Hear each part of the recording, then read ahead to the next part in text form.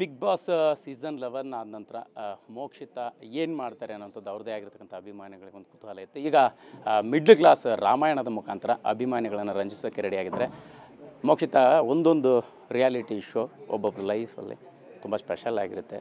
ನಿಮ್ಮ ಜರ್ನಿ ಹಿಂದೆ ಸೀರಿಯಲ್ ಆಗಿರ್ಬೋದು, ಬೇರೆ ಬೇರೆದ್ದೇ ಮಾಡಿದರೂ ಕೂಡ ಈ ಬಿಗ್ ಬಾಸ್ ಮನೆ ಅಂತ ತುಂಬ ಸ್ಪೆಷಲ್ ಆಗಿತ್ತು. ಅಲ್ಲಿಂದ ಹೊರಬಂದ ನಂತರ ಈಗ ಮಿಡ್ಲ್ ಕ್ಲಾಸ್ ರಾಮಾಯಣ ಹೇಳೋಕೆ ಹೊರಟಿದ್ರಿ. ಎಷ್ಟು ಸ್ಪೆಷಲ್ ನಿಮ್ಮ ಲೈಫಲ್ಲಿ ಅಂತ?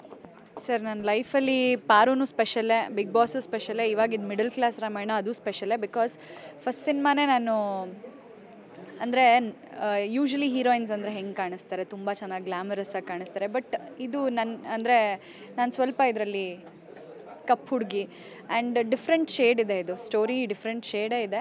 ಸೊ ಹಾಗಾಗಿ ಇದು ನನ್ನ ಚೊಚ್ಚಲ ಸಿನಿಮಾ, ಇದು ನನಗೆ ಸ್ಪೆಷಲ್ಲೇನೆ.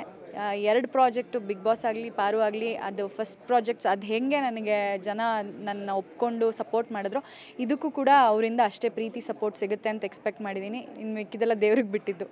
ಅದೇ ಹೀರೋಯಿನ್ ಅಂದರೆ ನಿಮ್ಮದಾಗಿರ್ತಕ್ಕಂಥ ಅಭಿಮಾನಿಗಳೇ ಗ್ಲಾಮರಸ್ ಆಗಿ ಕಾಣಿಸ್ಕೊಳ್ತಾರೇನೋ, ಬೇರೆ ರೀತಿಯಲ್ಲಿ ಕಾಣಿಸ್ಕೊಳ್ತಾರೇನೋ ಅಂತಂದರೆ ಒಂದು ದೊಡ್ಡ ಚಾಲೆಂಜ್ ತೊಗೊಂಡಿದ್ದೀರಿ.